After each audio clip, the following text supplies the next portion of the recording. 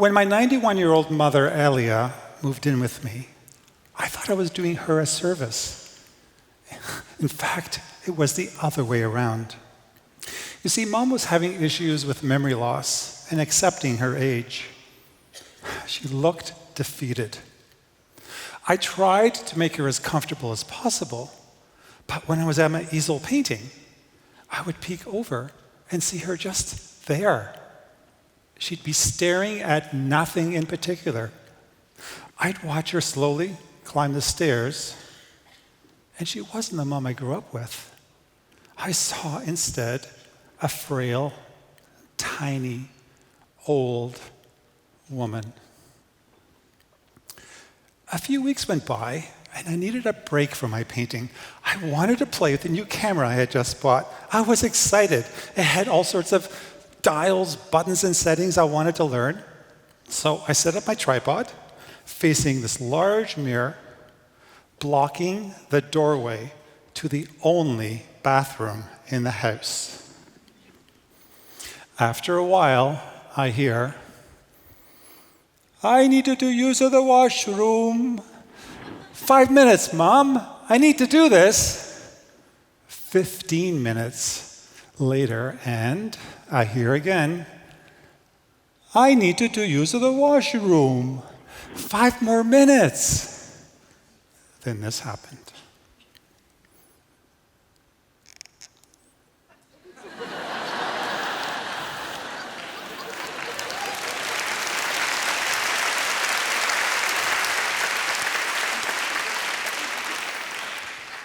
And this.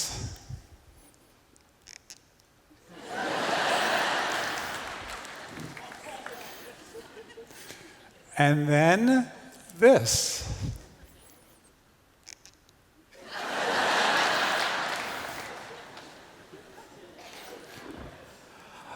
I had my aha moment.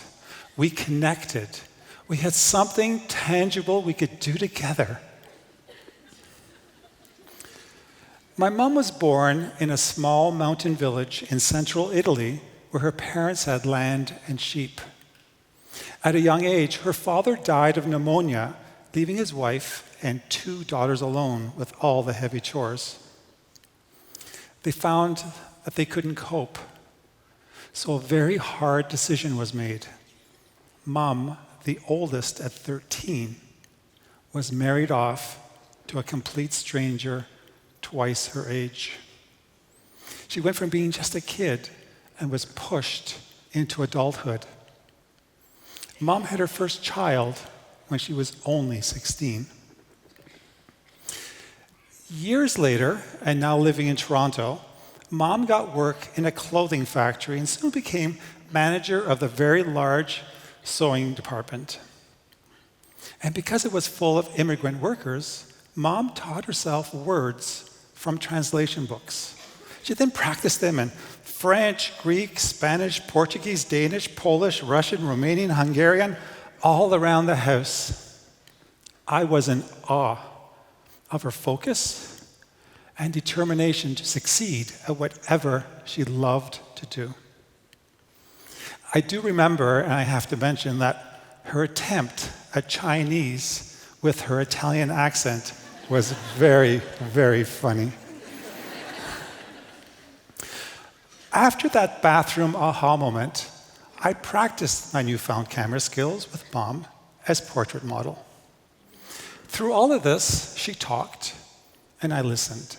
She'd tell me about her early childhood and how she was feeling now.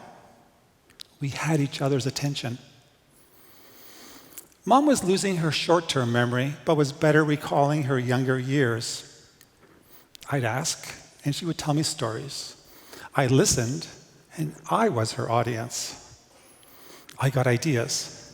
I wrote them down, and I sketched them out. I showed her what to do by acting out the scenarios myself. We would then stage them. So she posed, and I learned more about photography. Mom loved the process, the acting. She felt worthy again. She felt wanted and needed. and she certainly wasn't camera shy.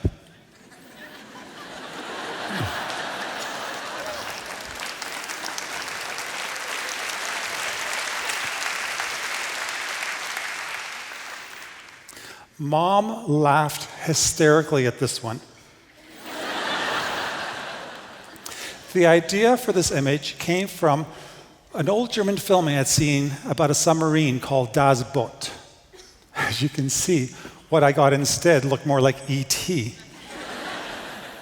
So I put this image aside, thinking it was a total failure because it didn't reach my particular vision. But Mom laughed so hard, I eventually, for fun, decided to post it online anyway. It got an incredible amount of attention. Even someone from Australia reached out to me wanting permission to use this image as their company logo.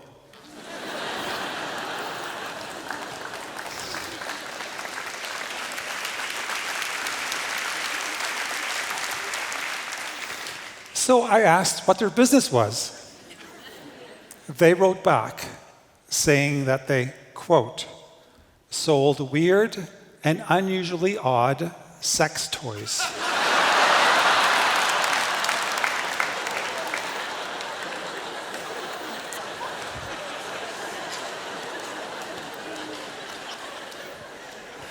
I thought about it for a weird and unusually odd split second and decided no. Now, with any Alzheimer's, dementia, there's a certain amount of frustration and sadness for everyone involved. This is Mom's silent scream. Her words to me one day were, "Why is my head so full of things to say, but before they reach my mouth, I forget what they are?" Why is my head so full of things to say, but before they reach my mouth, I forget what they are?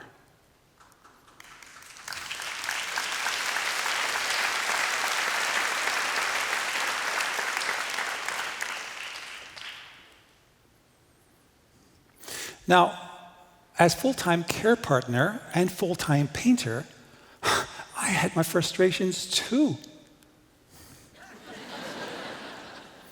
But to balance off all the difficulties, we played. That was Mom's happy place, and I needed her to be there too.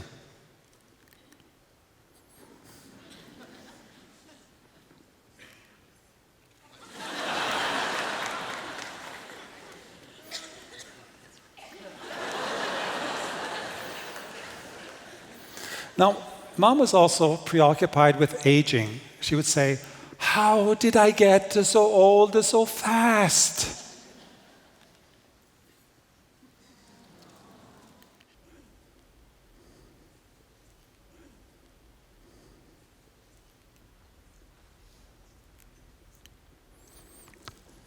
So old.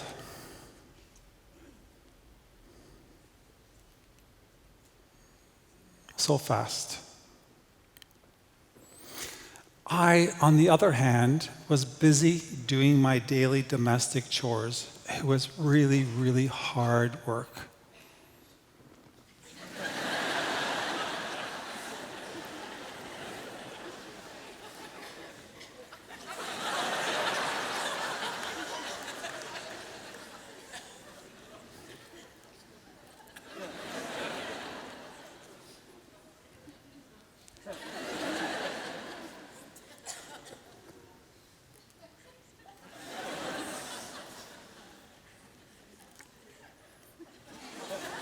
I call this one agitated. Now,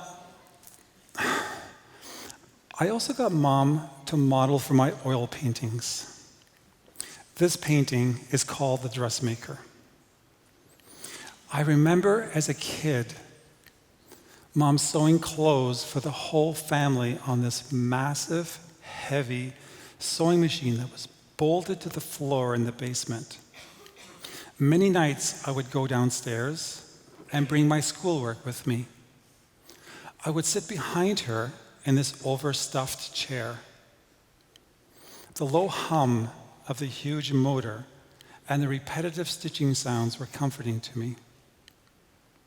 When Mom moved into my house, I saved this machine and stored it in my studio for safekeeping. This painting brought me back to my childhood. The interesting part was that it was now Mom sitting behind me, watching me paint her, working on that very same machine she sewed at, when I sat behind her, watching her sew 50 years earlier. I also gave Mom a project to do to keep her busy and thinking. I provided her with a small camera and asked her to take at least 10 pictures a day of anything she wanted. These are Mom's photographs. She's never held a camera in her life before this. She was 93.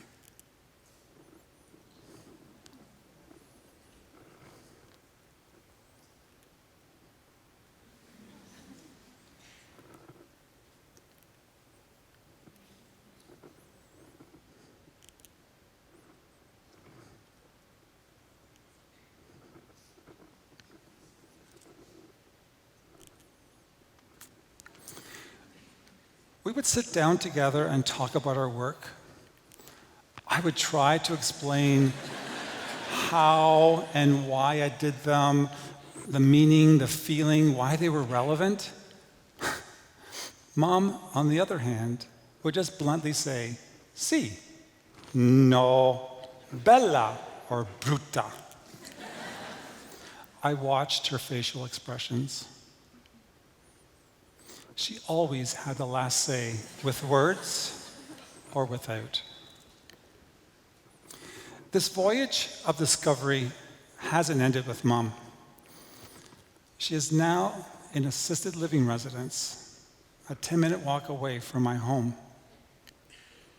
I visit her every other day. Her dementia had gotten to the point where it was unsafe for her to be in my house. It is a lot of stairs. She doesn't know my name anymore. But you know what? That's okay. She still recognizes my face and always has a big smile when she sees me.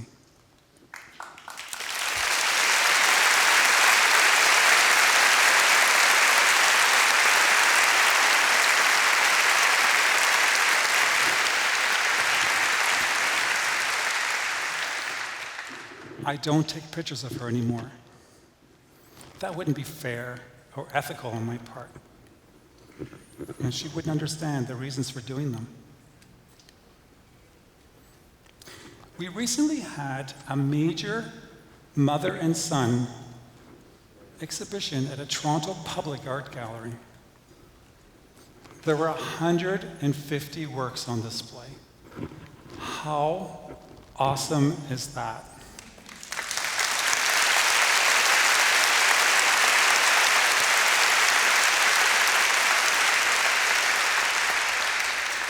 We also donated 100 of the photographs in this exhibition to our local Alzheimer's Society.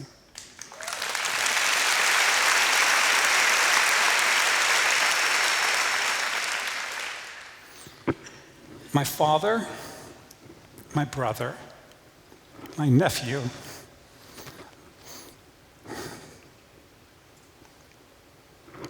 my partner, and my best friend all passed away suddenly, and I didn't have the chance to tell them how much I appreciated and loved them. With Mom, I need to be there and make it a very long goodbye.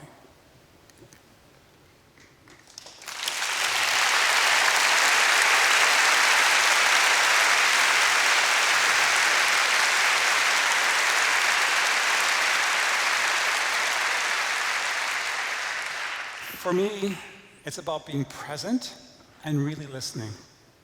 Dependents want to feel a part of something, anything. It doesn't need to be something exceptionally profound that's shared. It could be as simple as walks together. Give them a voice of interaction, participation, and a feeling of belonging. Make the time meaningful. Life, it's about wanting to live and not waiting to die.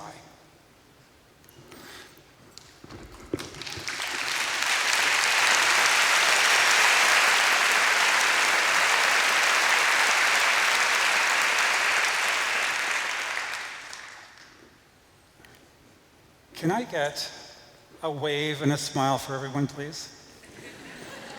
This is for you, Mom.